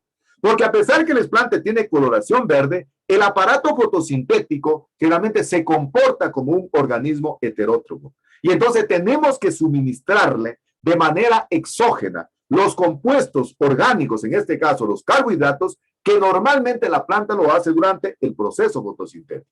Y es la razón por la cual al medio de cultivo, el día que preparen el medio de cultivo, con la ingeniera Magalita, van a ver ustedes que la ingeniera le va a adicionar una cantidad de sacarosa, y si no hay sacarosa, azúcar común. Se puede agregar como fuentes de carbohidratos la glucosa, la maltosa, la rafinosa, la galactosa, etcétera, etcétera. La sacarosa o el azúcar, ¿cuál es la función que cumple en el medio de cultivo? Se constituye en la fuente de energía o carbono para el explante. Es decir, lo que normalmente la planta lo obtiene a través del proceso fotosintético. Y se utilizan concentraciones que van del 1 al 5%. Aquí ya queda para que sepan qué quiere decir del 1 al 5%. Quiero que sepan si es una solución porcentaje peso o porcentaje volumen. Eso tienen que saberme. Eso tienen que saber. Entonces, cuando yo digo de 1 a 5%, en el examen práctico, yo decía, prepáreme sacarosa al 2%. ¿Qué tipo de solución es? Porcentaje peso, porcentaje volumen. Eso tienen que saber. No tienen que anotar en ningún lado. Tienen que saberlo para poder dar ese examen práctico que vamos a realizar. Generalmente la sacarosa, ¿se acuerda que decíamos que es termolábil? Es decir, no soporta altas temperaturas. Por lo tanto, la mayor parte de los carbohidratos a veces hay que esterilizarlos por separado o no extremar por demasiado tiempo la esterilización dentro del autoclave, porque se pueden transformar, se pueden modificar, se pueden volatilizar, se pueden cambiar, qué sé yo, tranquilamente la sacarosa puede convertirse en glucosa o fructosa, y ese tipo de compuestos son en cambio fitotóxicos para el explante. Fitotóxicos para el explante. Generalmente la concentración de sacarosa, es decir, la cantidad de sacarosa que se adiciona al medio de cultivo, está íntimamente relacionada al tipo y a la edad del explante. Es decir, al tipo y a la edad del material vegetal. A medida que el tejido se vuelve más joven, generalmente requiere de concentraciones mucho más altas de sacarosa o de carbohidratos. Por ejemplo, los embriones jóvenes, las semillas, ¿verdad?, requieren de una gran cantidad de sacarosa para poder germinar. Es decir, a medida que se incrementa la cantidad de sacarosa, a medida que se incrementa la concentración de sacarosa, se incrementa también el crecimiento del tejido, pero hasta llegar a un óptimo. Yo siempre digo que los extremos son malos. Siempre hay un óptimo, ¿verdad? Siempre hay un óptimo. Entonces, generalmente la sacarosa juega un papel fundamental en la germinación in vitro de las semillas. Es la razón por la cual Knudson C., en el año 1922, en esa cronología que hicimos al inicio de la clase, decíamos que él reemplazó generalmente el hongo. Las semillas de las orquídeas germinan de manera simbiótica, es decir, germinan en asociación con un hongo. ¿Qué hace el hongo? El hongo es heterótropo. Le proporciona a la semilla una gran cantidad de glúcidos, una gran cantidad de azúcares, ¿no? En cambio, la orquídea le da al hongo compuestos ya elaborados porque el hongo es heterótropo. Entonces, ¿qué hizo Knudson?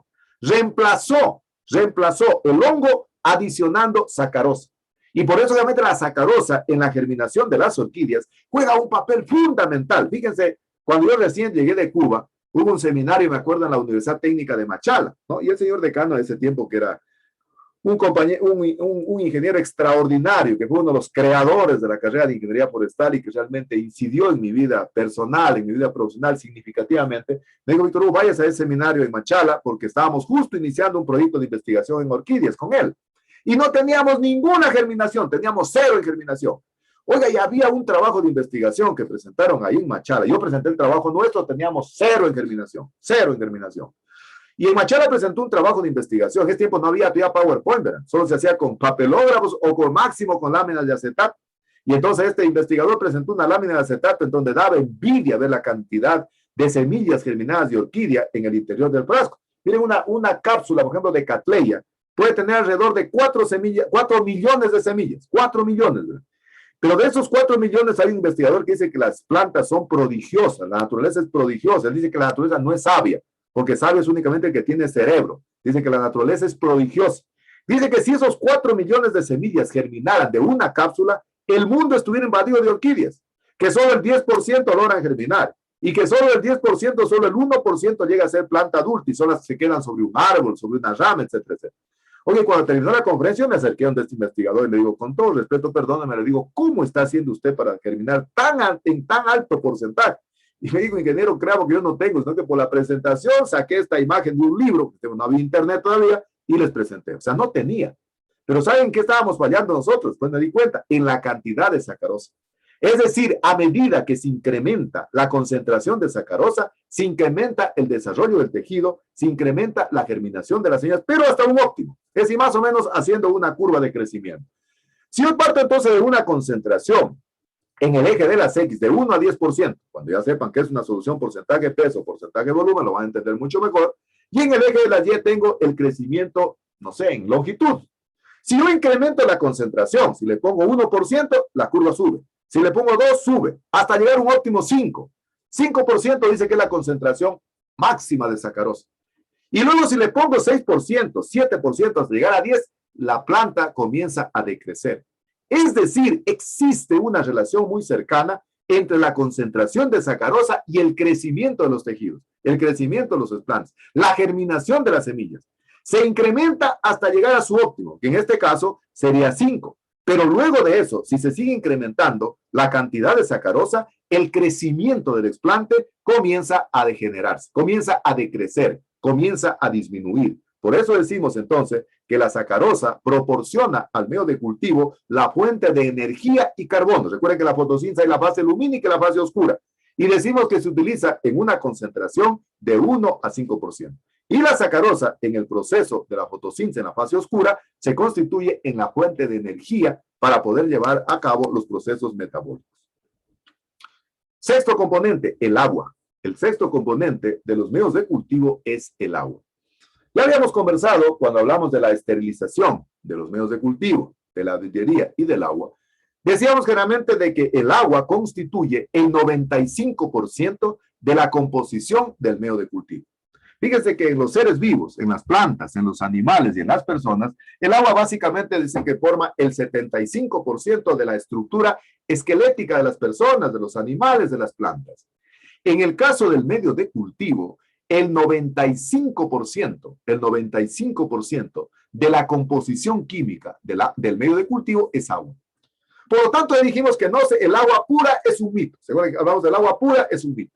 Y decíamos no porque el agua sea destilada, bidestilada, tridestilada o deionizada o desmineralizada, es sinónimo de pureza. Y por eso decíamos entonces que el mejor método para poder esterilizar el agua era a través de un autoclave, ¿no? Es decir, el agua destilada, bidestilada, tridestilada y deionizada para cultivo de tejidos vegetales tiene que ser esterilizada. Y decíamos que en ese proceso de esterilización, generalmente el agua pasa por el autoclave. Y decíamos que en el autoclave, generalmente el agua se esteriliza a una temperatura de 120 grados centígrados, una presión de 1,5 kilogramos por centímetro cuadrado de presión, y se puede dar incluso un tiempo de 15 a 30 minutos. Y decíamos que a diferencia del medio de cultivo, no importa si se nos pasa un poquito. Es decir, si a mí se me pasa el tiempo, y en vez de, qué sé yo, dar 15 minutos, se me ha pasado a 20 minutos. No pasa absolutamente nada porque necesitamos antes mayor tiempo para que el agua esté esterilizada. Recuerden ustedes que decíamos que el autoclave tiene más o menos un funcionamiento análogo o similar a una olla de presión. Funciona con una cámara húmeda, es decir, funciona en la base del autoclave, al igual que en la olla de presión, le ponemos una base de agua. Y una vez que tapamos el autoclave o tapamos la olla de presión, generalmente se comienza a elevar la temperatura y se comienza a elevar la presión. Y cuando la temperatura llega a 120 grados centígrados y la presión a 1,5 kilogramos por centímetro cuadrado de presión, en ese momento el autoclave marca el tiempo de la esterilización. Y entonces decimos que para el caso del agua le podemos dar de 15 a 20 hasta 30 minutos. No así en los medios de cultivo, porque en el medio de cultivo los nutrientes se pueden transformar, se pueden volatilizar, se pueden precipitar, se pueden cambiar. Entonces necesitamos que el agua esté destilada y esterilizada. Y decíamos que el agua destilada es aquel que pasa por ese proceso invertido de la ósmosis, mediante el cual entonces el agua pasa por una membrana en donde prácticamente quedan retenidas todas las impurezas, todas las suciedades que existen en el agua, y el agua se vuelve destilada. Pero la destilación decíamos que no es sinónimo de pureza. Decíamos que la destilación solo es el proceso invertido de la ósmosis. Incluso decíamos que había el proceso Milley-Rohr, que es un agua tipo laboratorio. ¿Qué era el agua deionizada? A ver, ¿quién me dice qué era el agua deionizada? A ver, ¿quién se acuerda qué era el agua deionizada?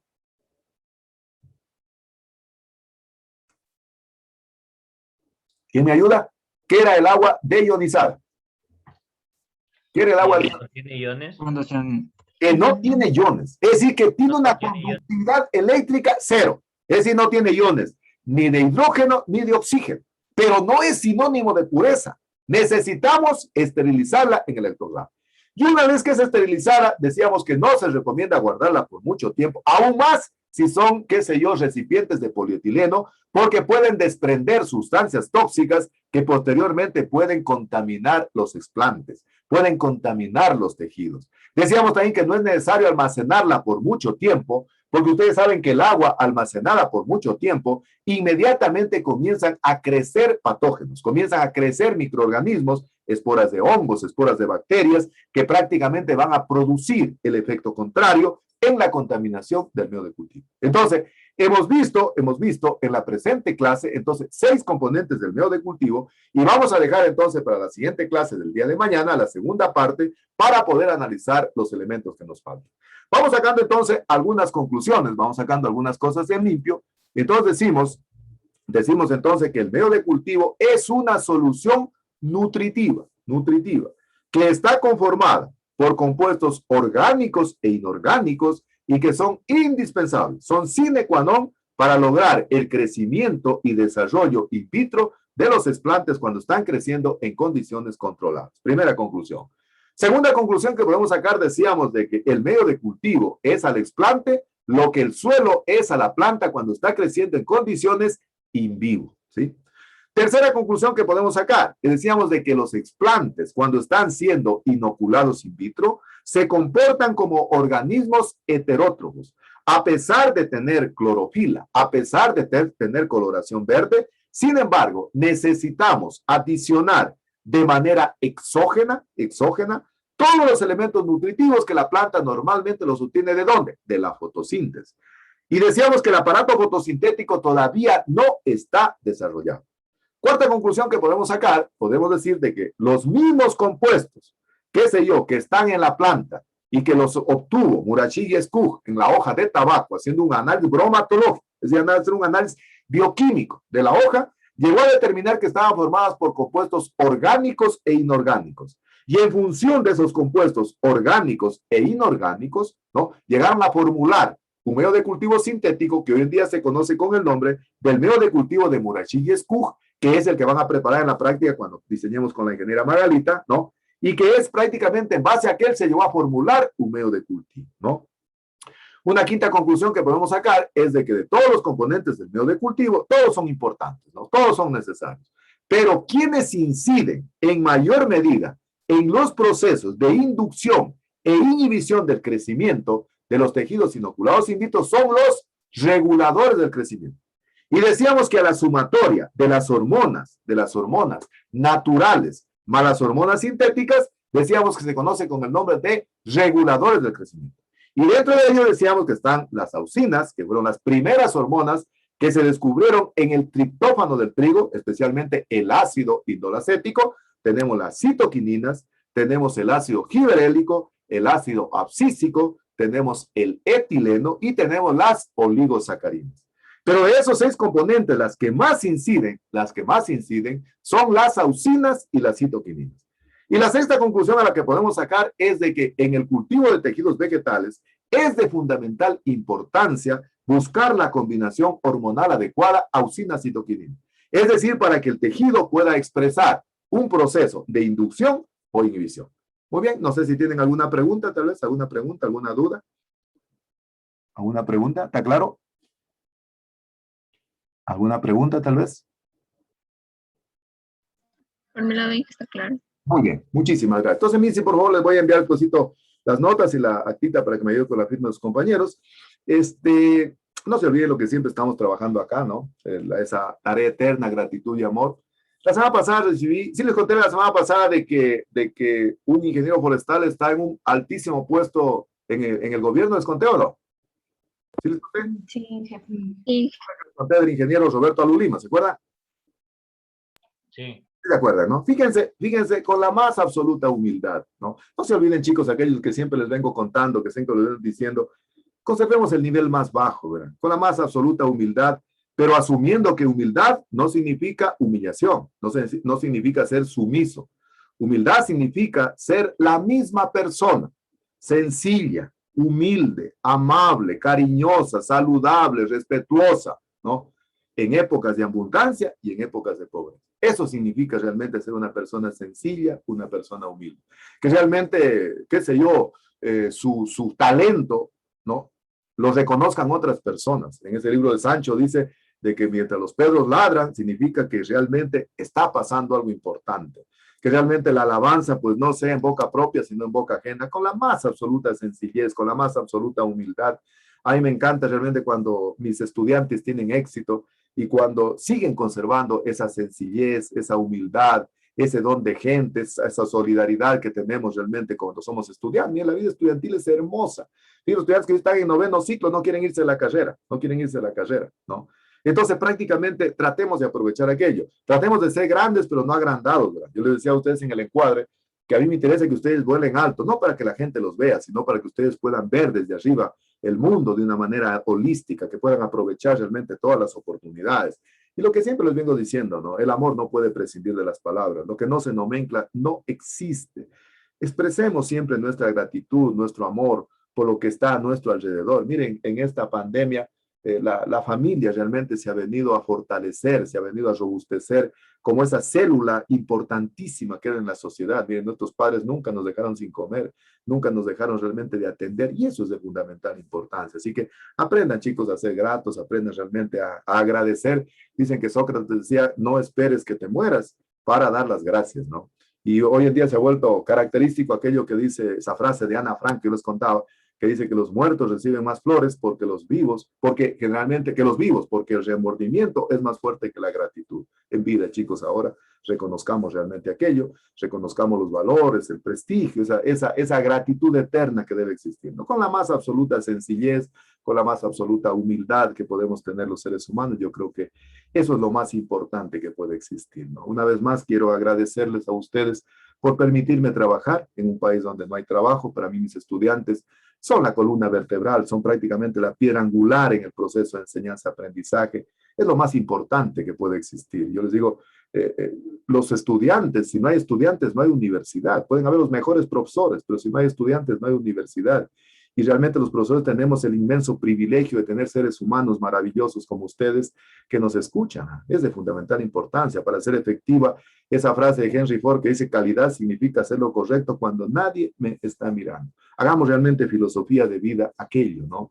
Y les digo sinceramente que la función de docencia es extraordinaria, porque así como el ingeniero civil, el arquitecto se enorgullece con su obra física, con su edificio, con su carretera, el mayor orgullo que existe para un docente, particularmente para mí, es cuando yo veo que mis estudiantes tienen éxito, porque todos los días estamos contribuyendo a moldearlos como personas, como seres humanos, como futuros profesionales, pero créanme que a mí lo que más me mueve es moldearlos como personas, como seres humanos, que al final del día realmente sean personas gratas, sean personas agradecidas, que sepan reconocer el talento de los demás, que sepan reconocer sus errores también, que es de fundamental importancia, pero que sobre todo crean en ustedes, créansela a ustedes primero, verán, pero no sean creídos, no sean creídos. Tampoco se crean si les dicen que son demasiado buenos o que son demasiado malos. Si ustedes creen en ustedes, los demás van a creer en ustedes.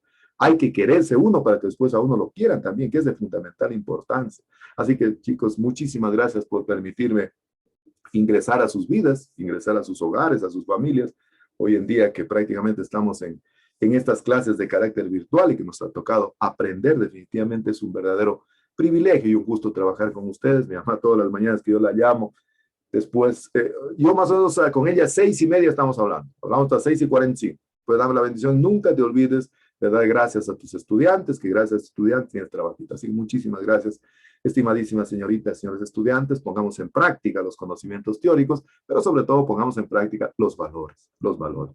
Fíjense que hoy en día se habla mucho realmente de hay una crisis de valores, ¿no? Y la gente a veces quiere remediarlo cambiando cosas, ¿no? Cambiando la forma, cambiando realmente, qué sé yo, las cuestiones superfluas, las cuestiones vacías. Si no cambiamos el contenido, definitivamente no cambiamos nosotros como seres humanos, nosotros. Si estamos esperando que los demás cambien, nunca va a cambiar aquí. Yo les comentaba a ustedes un día, en estos días en la página, miren, el Ministerio del Ambiente ya cambió. Era hasta hace poco Ministerio del Ambiente.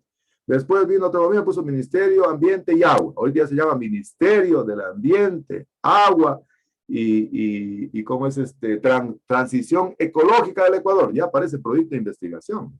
Pero si no cambia el contenido, definitivamente las formas no son así. Lamentablemente vivimos una cultura en la cual damos más importancia al envase, damos más importancia a las partes superfluas, a las partes vacías y no nos da importancia al contenido. Así que comencemos a valorar, chicos, la importancia que definitivamente significa en nuestras vidas. Primero nosotros y después realmente lo que nos rodea. Así que, si Dios lo permite, nos vemos el día de mañana para poder completar entonces la segunda parte de la composición química de los medios de cultivo. Para de esa manera entonces nos vamos preparando para lo que va a constituir entonces la práctica número 2, que en cambio vamos a complementar con la que dirá Magalita, la preparación de un medio de cultivo, pero a mí me interesa ya que mis estudiantes tengan un conocimiento, de manera que cuando ella habla de una solución stock, de una solución madre, habla de los nitratos, habla de lo, qué sé yo, del aminoácido, de la hormona, ustedes ya tengan un conocimiento. Pues la asignatura está preparada de esa manera, siguiendo el método científico, de lo máximo a lo pequeño, de lo grande a lo micro, es decir, sigue la ley del embudo. El método científico sigue la ley del embudo, de lo macro a lo micro, de lo ancho a lo angosto o de lo grande a lo pequeño. Y el sílabo y el documento guía está preparado de esa manera y justamente las prácticas lo que hacemos es tratar de profundizar el conocimiento teórico para que no se queden con ese vacío, ¿no? Para nosotros hubiera sido muy sencillo decir, como estamos en pandemia, se quedan ahí. No, pues no me iría realmente conforme con mi conciencia, realmente no poderles impartir el conocimiento práctico que es de fundamental importancia. No se olviden, por favor, de consultar las preguntitas que siempre quedan de consulta, de ir incrementando el glosario. Cualquier momentito les reviso el glosario, por favor. ¿Sí? No se olviden aquello, ¿sí? No se olviden aquello. Y incrementando los términos que el día de hoy salieron entonces en el glosario, ¿no? Bien, entonces, si Dios lo permite, nos vemos el día de mañana. Que tengan una excelente semana, tanto en el plano personal, en el plano académico, que les vaya extraordinariamente bien. Cuídense mucho y si Dios lo permite, nos vemos mañana. Hasta mañana, que estén muy bien. Hasta mañana. Mañana Gracias, inicia. Inge. Hasta mañana. Gracias, Inge. Muy bien. Hasta mañana.